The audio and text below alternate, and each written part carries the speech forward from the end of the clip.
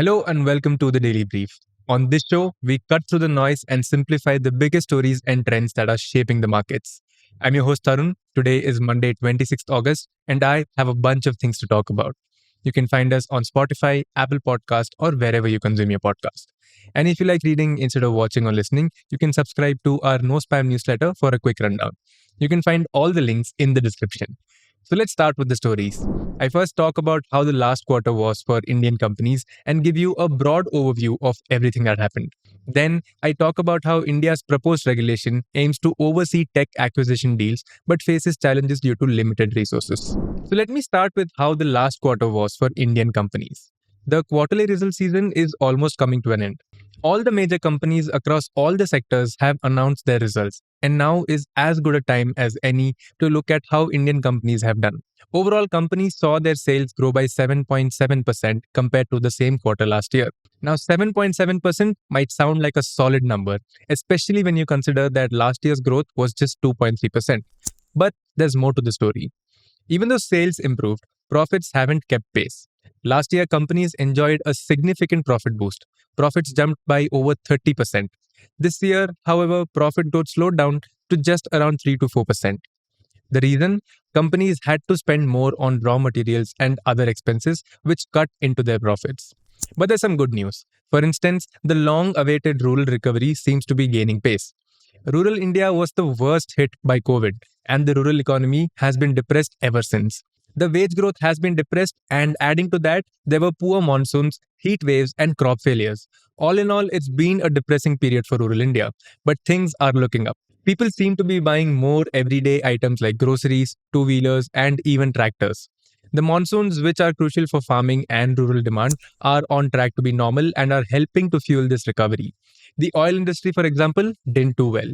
Elections slowed down government spending, and seasonal factors also played a role in the sluggish performance. Similarly, the cement and steel industries had their own struggles. Cement sales are low because construction activity slowed down during the election season and the extreme heat waves. Steel, too, faced headwinds from lower prices and competition from cheaper imports. It's tough to summarize everything given that this is a daily podcast. So, in today's episode, I'll summarize the results of consumer companies, financials, and auto companies because they touch our everyday lives and also have the biggest weight in the Nifty. Let me start with the consumer and retail segments. Arguably, the biggest positive was rural India's resilience.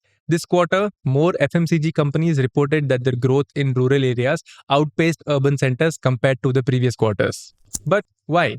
Companies lowered prices and offered better deals to encourage spending in rural regions. This approach worked, driving stronger sales. For instance, everyday items like toothpaste, soaps, and snacks saw significant boost in rural markets thanks to affordable pack sizes and promotions tailored to price-sensitive consumers. The heat waves were so intense that they actually discouraged people from going out, reducing sales in outdoor establishments like restaurants and stores. Inflationary pressures also seem to have forces. Consumers concerned about the economic situation prioritized essentials like water over discretionary items like soft drinks and alcohol. This trend wasn't just limited to beverages. Other sectors like home insecticides and paints also face challenges. When it's unbearably hot, home improvement projects like painting are the last thing on people's mind. Premiumization has arguably been one of the biggest trends at play in the last few years. The size of the affluent consumer base has been expanding, and these consumers have been increasingly spending on higher priced premium products. But this quarter, the demand for premium products was a little depressed, and companies had to give discounts to push sales. You could argue that high inflation might have been a factor and might have pushed some segments of consumers to opt for value for money options. This shift was particularly noticeable in categories like personal care and packaged foods. The retail sector also faced a tough quarter. The extreme summer heat kept shoppers indoors, leading to lower footfalls in malls and retail outlets. This was especially evident in categories like apparel and footwear, where customers were less inclined to shop in store. As a result, companies had to rely more on online sale channels and heavy discounts to maintain their sales. Despite the sluggish overall demand, essential goods and groceries continued to see steady sales as people prioritized their daily needs. But the challenges weren't confined to the consumer and retail spaces. Now, let me talk about financial service companies. This quarter, banks and NBFCs had their own set of hurdles to overcome. In the banking sector, the competition for deposits was fierce, leading to slower deposit growth and rising funding costs. If you remember our previous episodes, we've spoken about this in detail. Despite all the challenges, banks managed to maintain steady performance, supported by improving asset quality and strategic moves to sustain profitability. Many banks reported lower than expected growth, which increased the credit to deposit ratio. This meant banks were lending out more compared to the deposits they were receiving. To attract more deposits, banks had to raise their deposit rates, which in turn increased their overall cost of funds. This led to a slight moderation in NIMs, short for net interest margins, the difference between the interest income generated by banks' loans and the interest paid out to the depositor. The decline in the current account savings account, also called CASA ratio, which is an indicator of low cost deposits, meant higher funding costs for banks as they had to rely more on term deposits. Moving on to NBFCs, they had a quarter to forget. The mortgage segment, a key driver for NBFCs, faced significant challenges due to a new RBI circular called the Fair Practices Code. This circular introduced stricter rules and added more scrutiny to the loan disbursement process, slowing down the pace at which loans were approved and given out. Asset quality also deteriorated slightly in most product segments, with factors like elections, heat waves, seasonality, and the higher employee attrition rates contributing to operational hiccups. The microfinance institutions or MFI segment, which provides small loans to low income groups, had a particularly tough time too. Lower than expected collections and an increase in risky loans added to the pressure.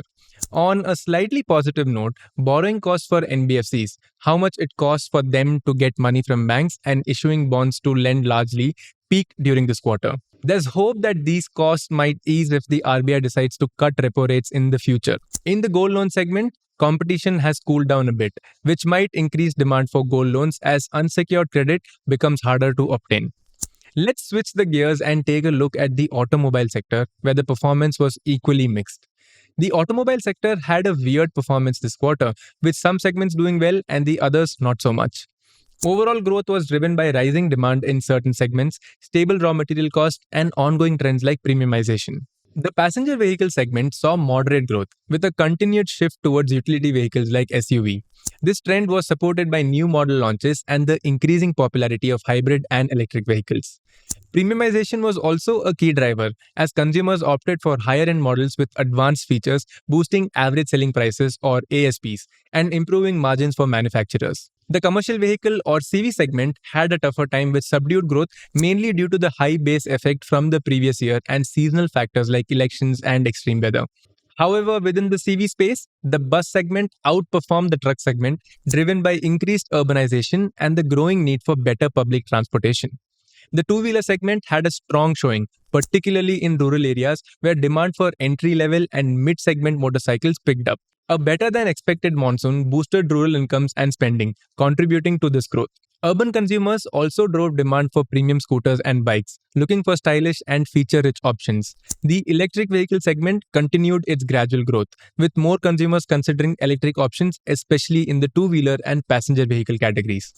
Automakers are increasingly focusing on EVs, investing in new technologies and product development to drive growth in this segment, even though the overall market share for EVs remains relatively small. On the downside, the export market faced challenges, particularly in regions like Europe and Africa, where economic conditions remained weak. This led to lower export volumes for many automakers, impacting their overall performance. Currency devaluation in key export markets added to the challenges, making it harder for automakers to maintain profitability on exported vehicles. Now let's talk about how India's proposed regulation aims to oversee tech acquisition. Imagine you're the CEO of a tech giant like Amazon or Google. Your business is an important part of the economy.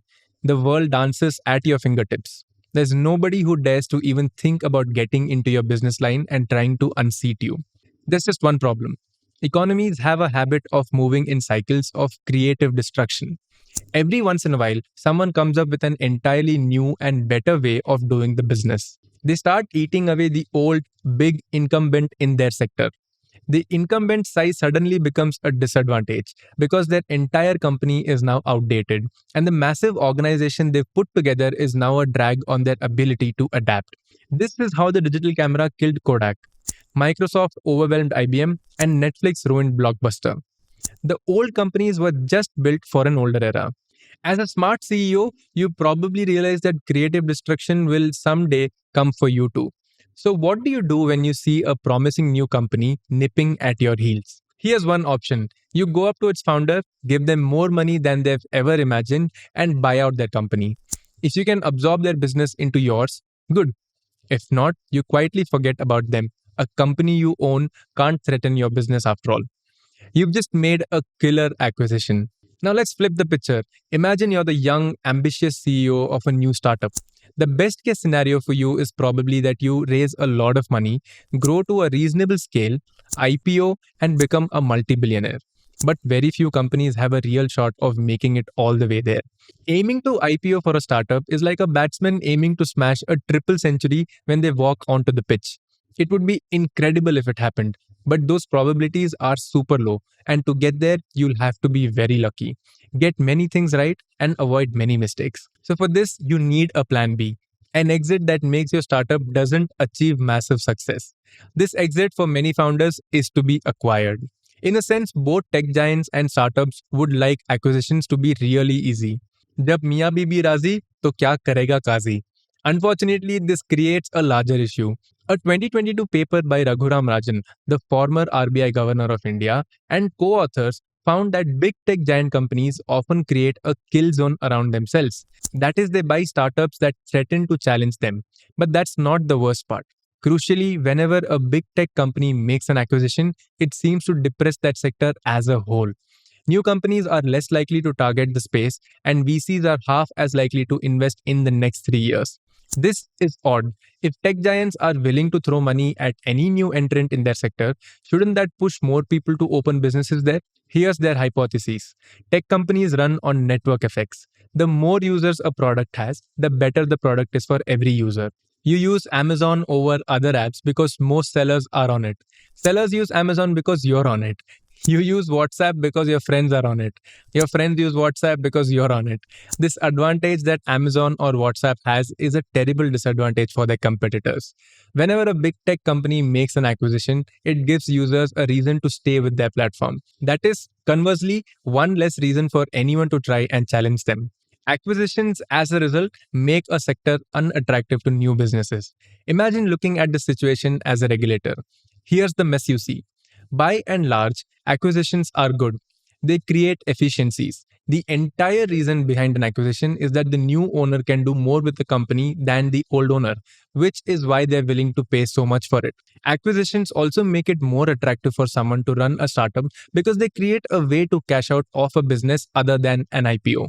Sometimes, however, big companies just acquire smaller ones to stop a more efficient way of doing business from emerging. Such killer acquisitions make it less likely that there will be new innovations in the sector. The dynamic efficiency of the sector goes down. What do you do? If you want to do anything about it, you need a way of telling whether any particular acquisition is good or bad for the economy. And we have no reliable way of really doing that. The best answer anyone has is let's get all the big companies to tell us whenever they propose to acquire anyone. And we'll get some really smart people to take a long, hard look at their proposals. And then, fingers crossed, hopefully they'll be able to guess if it's a good acquisition or not. India is thinking along these lines. Under its proposed digital competition bill, anyone planning to make an acquisition of about 2,000 crores or $240 million will have to first tell the Competition Commission of India or the CCI about it. The CCI will then examine the proposal and decide whether the acquisition can go ahead. As a whole, the bill appears like it intends to make the CCI some sort of super regulator for India's tech industry. Is this a good idea though? Well, there is some reason for doubt. The basic model for such a regulation is basically to get very smart people to look at tech acquisitions and somehow predict the future, assuming that acquisition happened. The problem is that at the moment, the CCI doesn't seem to have the capacity to handle this burden. It has just 3 whole-time members who carry its entire workload. It faces a severe resource crunch and is chronically understaffed and heavily overworked. At least in its current state, the additional load of policing India's tech ecosystem might just be a little too much. And that's it for today's episode. We'll see you in the next one.